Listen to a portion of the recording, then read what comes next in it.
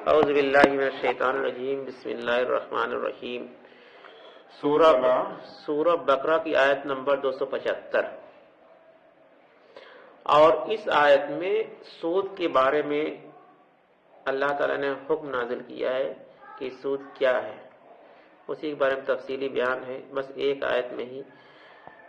الذین یاکلون ربا، جو لوگ سود کھاتے ہیں، لا یقومون الا کما یقوم الذین تخبطہ الشیطان من المس، وہ نہیں کھڑے ہوتے مگر اس شخص کی طرح جس کو شیطان نے چھو کر مخبوط الحواس بنا دیا۔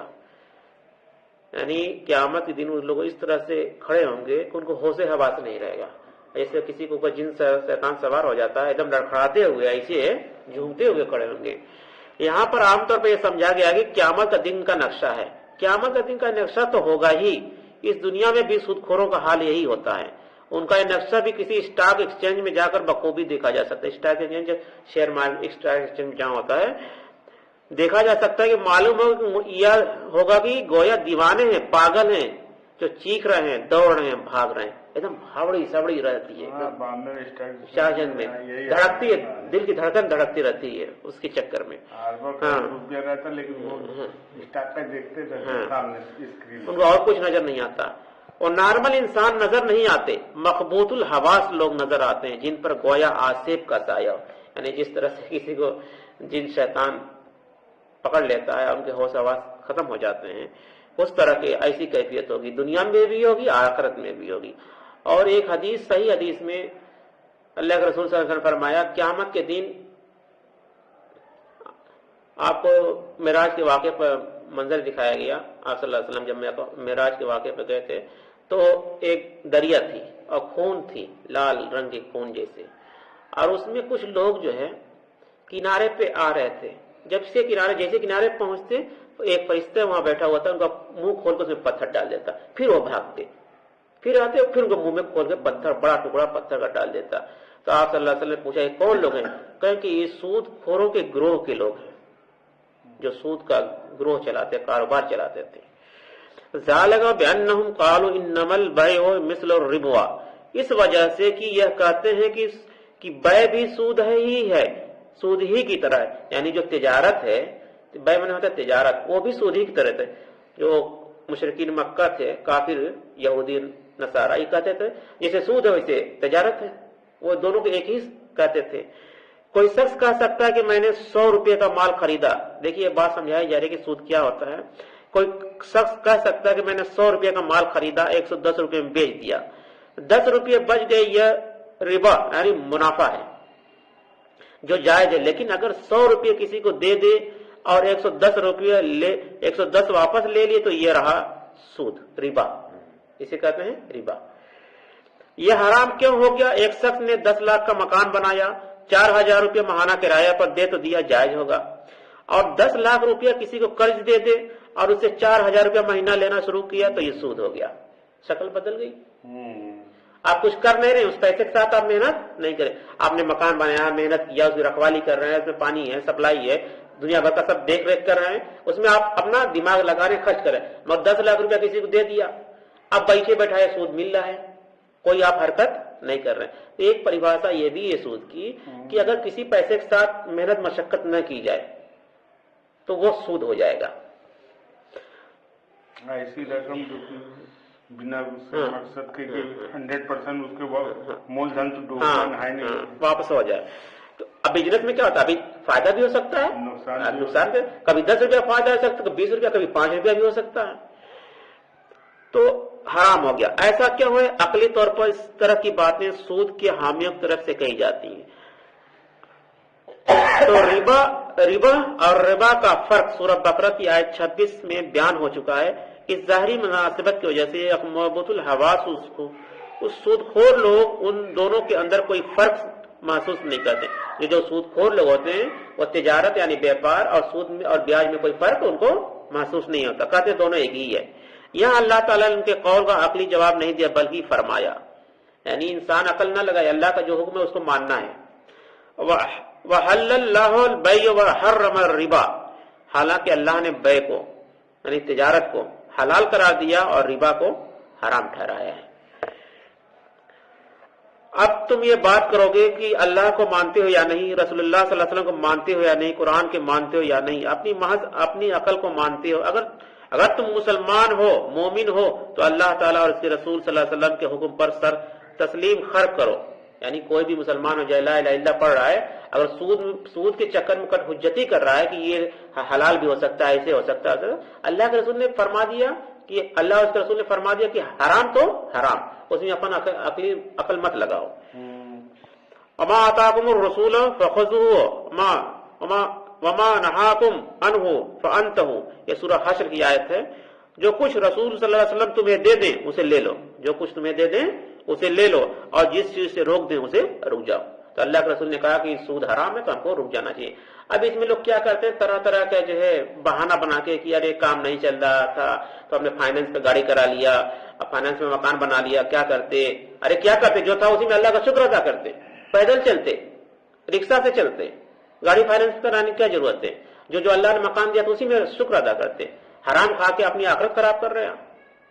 ابھی دنیا کی زندگی تو چند روز کی زندگی نا، جو امتحان گاہ ہے اس میں اسی حساب سے ہم کو اپنی زندگی گزارنی چاہیے، جو حکم ہے اللہ اور رسول کا اس پہ عمل کرنا چاہیے۔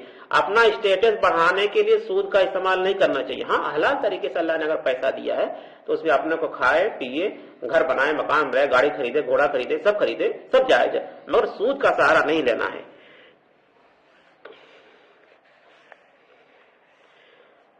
یہ تو شریعت کا معاملہ ہے۔ ویسے معاشیات کے اعتبار سے اس میں فرق واقع ہوتا ہے کہ ایک فلوٹ کیپٹل اور ایک ہوتا ہے فکسڈ کیپٹل۔ جہاں تک مکان کا معاملہ ہے وہ فکسڈ کیپٹل ہے۔ 10 لاکھ روپے کے مکان میں جو شخص رہ رہا ہے اس سے کیا فائدہ اٹھائے گا، اس میں رہائش اختیار کرے گا، اس کی عوض ماہانہ کرایہ ادا کرے گا۔ اس کے برعکس اگر آپ نے 10 لاکھ روپیہ کسی کو نقد دے دیا ہے تو وہ کسی کام میں لگائے گا، اسے کہتے ہیں فلوٹ، یعنی بہتا ہوا پیسہ۔ اس میں یہ بھی امکان ہے کہ 10 لاکھ روپے کے 12 لاکھ روپیہ 15 لاکھ بن جائے، یہ بھی ہے کہ 8 لاکھ رہ جائے۔ چنانچہ اس صورت میں اگر آپ نے پہلے سے طے شدہ یعنی فکس کر لیا ہے، منافع حاصل کیا تو یہ حرام ہو جائے گا۔ اس لیے شیئر مارکیٹ کیا ہے، حلال ہے۔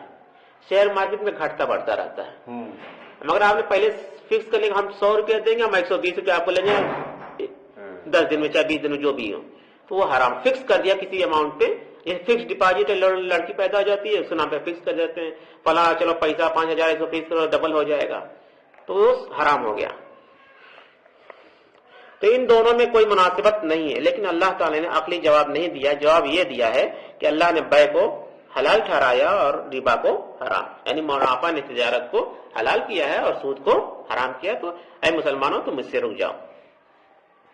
فمن جاء موعظۃ من ربہ فانتہى فلہ ما سلف، تو جس شخص کے پاس اس کے رب کی طرف سے یہ نصیحت پہنچ گئی وہ باز آ گیا تو جو کچھ وہ پہلے لے چکا ہے وہ اس کا ہے۔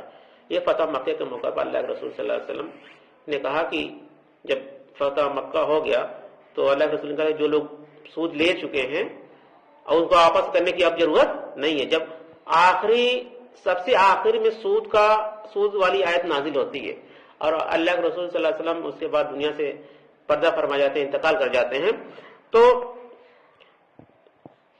جو کچھ پہلے وہ لے چکا ہے وہ اس کا ہے، وہ اس سے واپس نہیں لیا جائے گا، حساب کتاب نہیں کیا جائے گا۔ تم اتنا سود کھا چکے واپس کرو، لیکن اس کا مطلب یہ بھی نہیں کہ اس پر کوئی اس کا گناہ نہیں ہوگا۔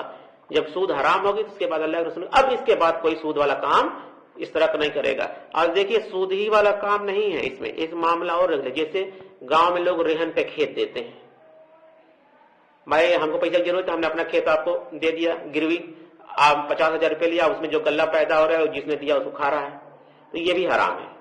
ادھیا بٹا پہ جو بٹائی کرتے ہیں وہ بھی غلط ہے، وہ بھی صحیح نہیں ہے۔ تو بہت سی ایسی چیزیں لوگوں کو پتہ کرنا چاہیے، اور عمر رضی اللہ نے کہا کہ جس میں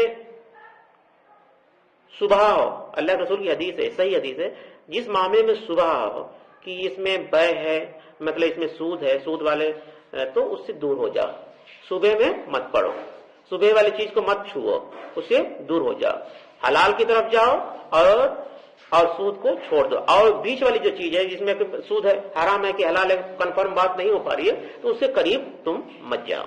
یہ اللہ کے رسول صلی اللہ علیہ وسلم نے فرمایا۔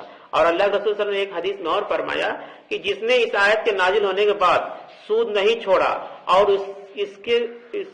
اس طرح کے جو بھی کاروبار ہے اس میں اس کے خلاف اللہ اور اس کے رسول کی جنگ کا اعلان ہے، یعنی اس کے لیے جنگ کرنے کو تیار ہے، یعنی اتنا بڑا یہ سخت گناہ ہے۔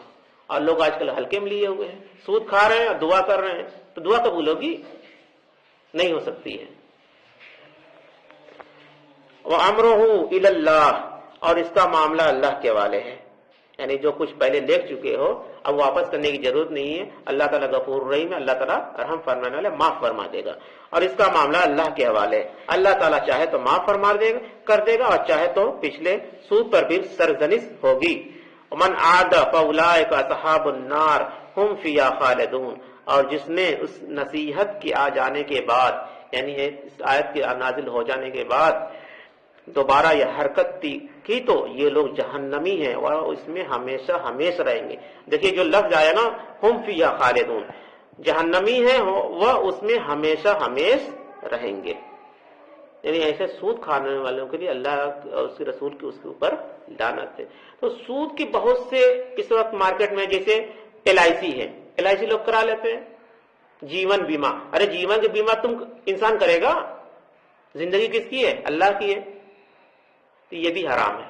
جیون بیمہ ہے، فکس ڈپازٹ ہے، جیسے فکس ڈپازٹ لوگ کرتے ہیں، ڈبل پیسہ ہے، اور بھی جو پیسہ تھوڑا تھوڑا جمع کرتے ہیں، FD آتی ہے، ایک آتی ہے کہ ڈاکخانے میں چلتی ہے، ہوتا ہے پتہ نہیں کون ڈپارٹمنٹ، اس میں آپ 100 روپیہ مہینہ جمع کرتے رہیں گے، 5 سال میں پھر وہ بڑھا کے دے گا۔